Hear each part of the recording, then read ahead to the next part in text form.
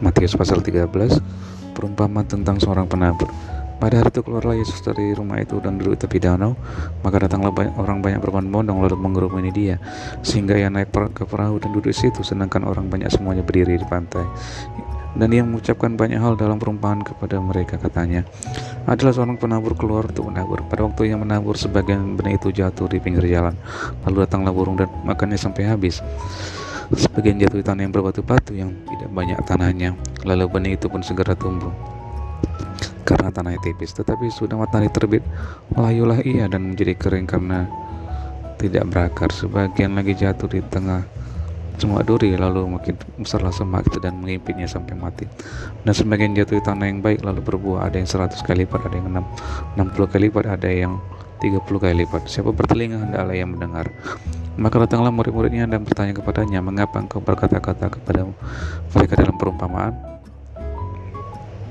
Jawab Yesus, kepadamu diberi karunia untuk mengetahui rahasia kerajaan surga, tetapi kepada mereka tidak.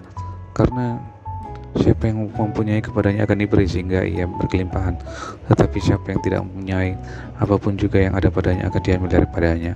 Itulah sebabnya aku berkata-kata dalam perumpamaan kepada mereka, karena sekalipun melihat mereka tidak melihat, dan sekalipun mendengar mereka tidak mendengar dan tidak mengerti. Maka pada mereka genaplah nubuat Yesaya yang berbunyi, kamu akan mendengar dan mendengar, namun tidak mengerti. Kamu akan melihat dan melihat, namun tidak menanggap. Sebab hati bangsa ini telah menebal dan telinganya berat mendengar, dan matanya melekat tertutup, supaya jangan mereka melihat dengan matanya dan mendengar dengan telinganya, dan mengerti dengan hatinya, lalu berbalik sehingga aku menyembuhkan mereka. Tetapi berbahagialah matamu karena melihat dan telingamu karena mendengar, sebab aku berkata kepadamu, sungguhnya banyak nabi dan orang benar ingin melihat apa yang kamu lihat tetapi tidak melihatnya, dan ingin mendengar apa yang kamu dengar tetapi tidak mendengarnya. Karena itu dengarlah arti perumpamaan penabur itu.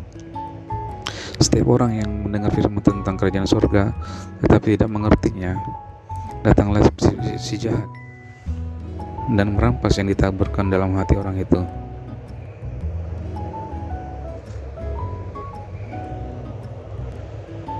Itulah benih yang ditaburkan di pinggir jalan. Benih yang ditaburkan di tanah yang berbatu-batu ialah orang yang mendengar firman itu dan segera menerimanya dengan gembira.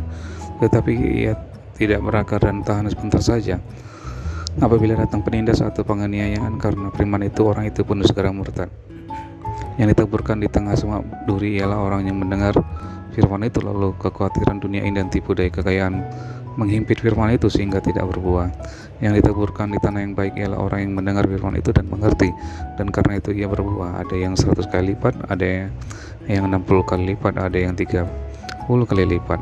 Ayat 24, perumpamaan tentang lalang di antara gandum.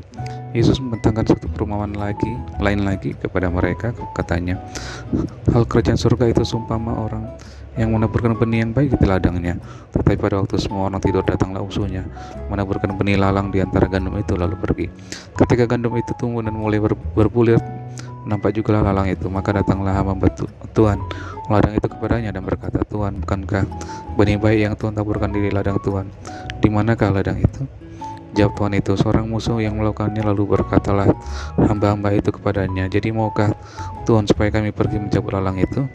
Tetapi ia berkata, jangan, sebab mungkin gandum itu ikut tercabut pada waktu kamu mencabut lalang itu.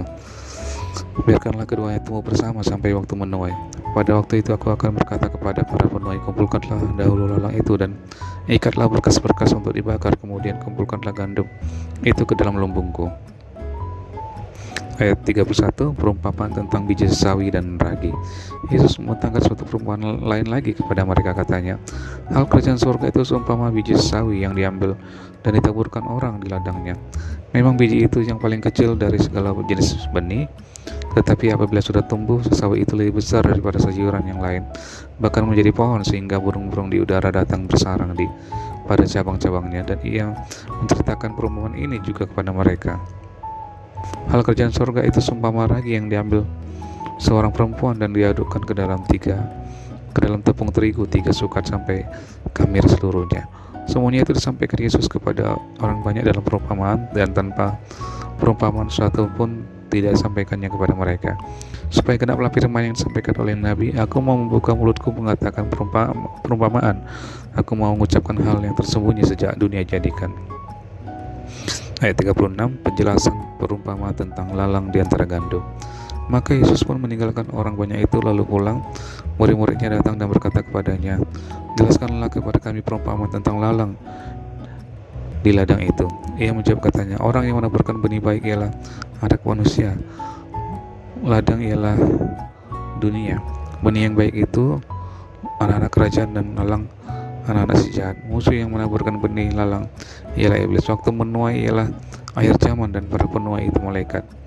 Maka seperti lalang itu dikumpulkan dan dibakar dalam api, demikian juga pada akhir zaman Anak manusia akan menyuruh malaikat-malaikatnya dan mereka akan mengumpulkan segala sesuatu yang menyesatkan dan semua orang yang melakukan kejahatan dari dalam kerajaannya. Semuanya akan dicampakkan ke dalam dapur api. Di sanalah akan terdapat ratapan dan keretakan gigi. Pada waktu itulah orang-orang benar akan bercahaya seperti matahari dalam kerajaan Bapa mereka. Siapa bertelinga hendaklah yang mendengar. Ayat 44, perumpamaan tentang harta terpendam dan mutiara yang berharga. Kerajaan surga itu seumpama harta yang terpendam di ladang yang ditemukan orang lalu dipendamkannya lagi.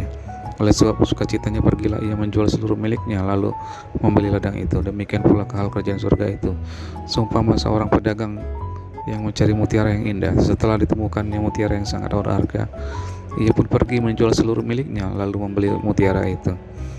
Ayat 47, perumpamaan tentang pukat. Demikian pula hal kerajaan surga itu seumpama pukat yang dilabuhkan di laut, lalu mengumpulkan berbagai jenis ikan. Setelah penuh, pukat itu pun diseret orang ke pantai, lalu duduklah mereka dan mengumpulkan ikan yang baik ke dalam pasu dan ikan yang tidak baik mereka buang.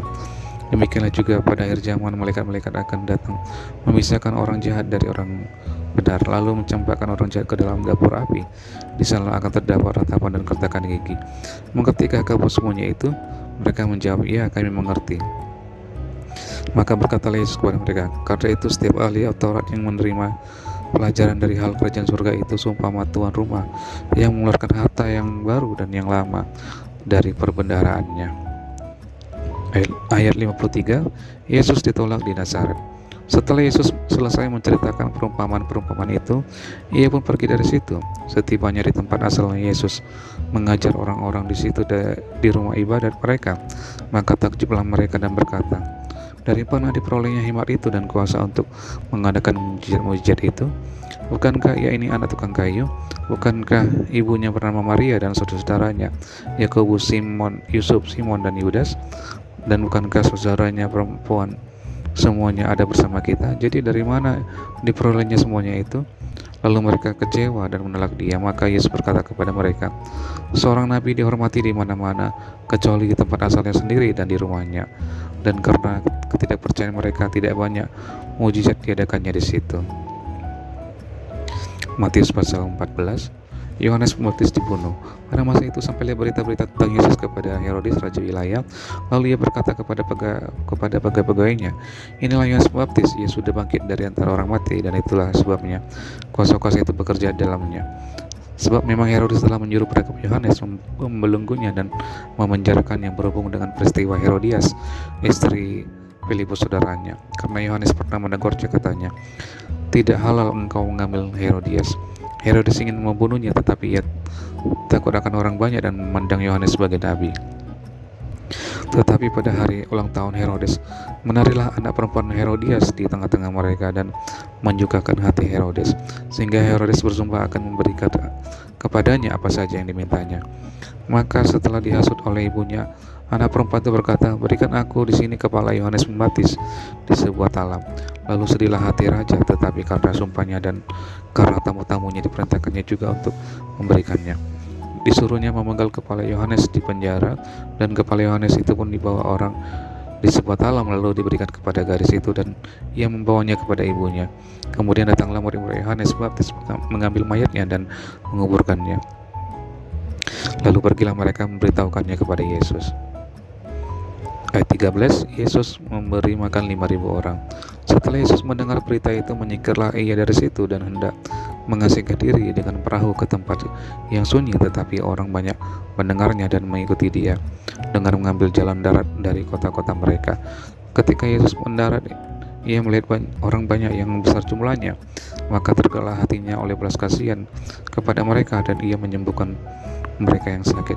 Menjelang malam, murid-muridnya datang kepadanya dan berkata, tempat ini sunyi dan hari sudah mulai malam. Suruhlah orang banyak itu pergi supaya mereka dapat membeli makanan di desa-desa. Tetapi Yesus berkata kepada mereka, tidak perlu mereka pergi, kamu harus memberi mereka makan. Jawab mereka, yang ada pada kami di sini hanya 5 roti dan 2 ikan. Yesus berkata, bawalah kemari kepadaku.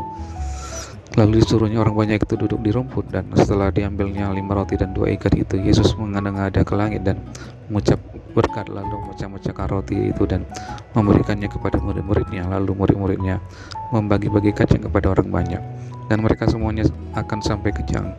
Kemudian orang mengumpulkan potongan-potongan roti yang sisa, 12 bakul penuh.